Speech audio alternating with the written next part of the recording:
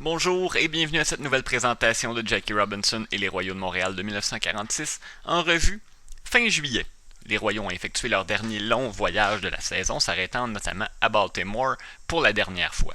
Et au total, la série de 4 matchs, vendredi-samedi et le double du dimanche, entre les Royaux et les Orioles a attiré 67 000 spectateurs, un chiffre tout à fait extraordinaire pour du baseball 3A. Et selon les observateurs, la présence de Jackie y était pour beaucoup, même si une bonne proportion de ces gens-là semblait s'être déplacés seulement pour le huer. Et Robinson a répondu à tous ces huées en offrant une de ses plus belles performances de la saison. Lors du match du 26 juillet, il a frappé son deuxième circuit en 5 jours, seulement son troisième et dernier de la saison, obtenu 2 simples, fait marquer 2 points en plus d'en marquer 2, dont un sur un vol du marbre. Les Royaux l'ont emporté 19 et la police a dû encore une fois intervenir. Les partisans des Orioles ont sauté sur le terrain après que l'arbitre eut rendu une décision qui était défavorable à l'équipe locale.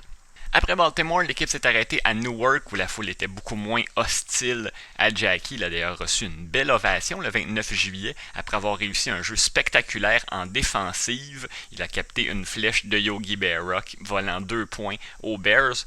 Les deux hommes ont croisé le fer à plusieurs autres reprises au fil des ans. Le 30 juillet, Jackie a frappé 4 coups sûrs en 6 présences et volé 3 buts au cours d'un programme double avant de faire produire le point de la victoire en 10e manche lors du match du lendemain.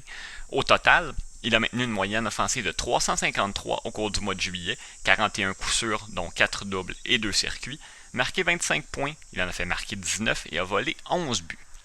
Le journal L'Afro-American de Baltimore a publié 2 articles très intéressants concernant les Royaux au cours de cette période-là. Le premier traitait de John Wright. On pouvait y lire que Partlow et lui avaient été envoyés au Club Trois-Rivières, pas parce qu'ils avaient besoin de plus d'entraînement, mais selon Branch Rickey lui-même, parce qu'ils devaient se débarrasser des complexes qui les avaient empêchés de bien performer avec les Royaux.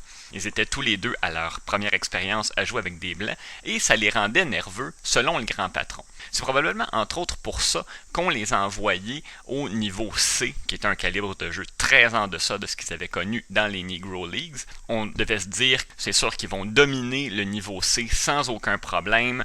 Ça va augmenter leur confiance en eux. Ils vont pouvoir revenir avec les Royaux éventuellement. Dans le cas de Partlow, ça a fonctionné. Il a effectivement dominé la Ligue canadienne-américaine où évoluait le Club Trois-Rivières. Dans le cas de John Wright, ça a été beaucoup moins vrai.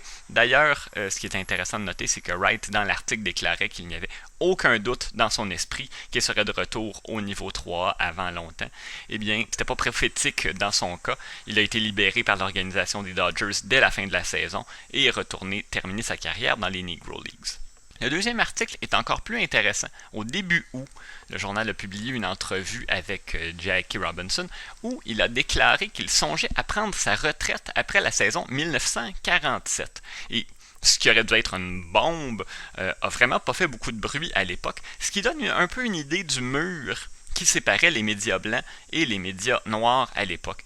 La presse blanche n'était pas très au fait de ce qui s'écrivait dans les journaux afro-américains de toute évidence, sinon cette nouvelle-là aurait eu une très large diffusion.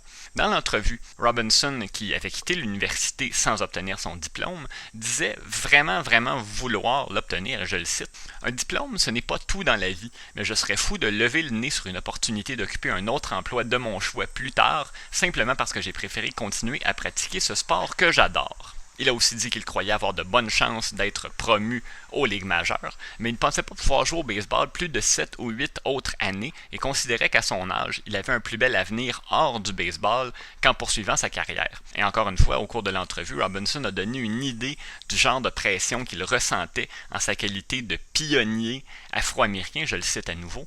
C'est la raison pour laquelle j'ai travaillé si fort et que je me suis assuré de toujours bien me conduire. À certains moments, je me suis senti tellement découragé que j'aurais pu penser à tout abandonner si l'enjeu n'avait pas été aussi grand. Par enjeu, il veut dire évidemment l'enjeu de l'intégration du baseball.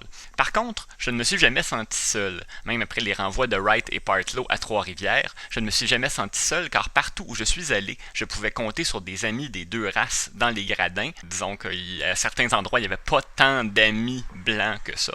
Mais enfin, si personne d'autre n'a émergé pour poursuivre le combat pour l'intégration, je vais continuer, mais je suis convaincu que d'autres prendront la place. Je suis certain qu'il y aura plusieurs membres de ma race au camp d'entraînement des équipes des majeurs l'an prochain. Vous voyez encore une fois cette idée-là. Je vais continuer, je vais faire le sacrifice de ma personne si personne d'autre peut continuer ce que j'ai amorcé.